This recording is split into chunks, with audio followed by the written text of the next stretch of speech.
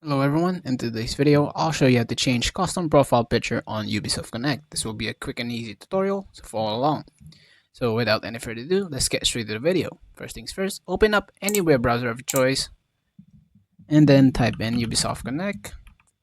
As you can see, just as so, click on the first official link of Ubisoft. This is what it should look like. This is the official page for Ubisoft Connect. Click on the upper right corner of your profile. Make sure to log in first. As of right now though, I tried to log in with my Ubisoft account and it's currently temporarily restricted, so I made here an image on how to do it. Basically, once you log in, go ahead and access your profile settings. Go ahead and click on your profile icon on the top right again, and right over here click on your avatar icon, then choose image, edit avatar, and you should be good to go. And just apply any optional image that you like, apply changes, and save. Basically, that is all for this video. Hope you guys find this video helpful. If it did, please leave a like on this video. Thank you guys so much for watching. Have a great rest of your day. Peace.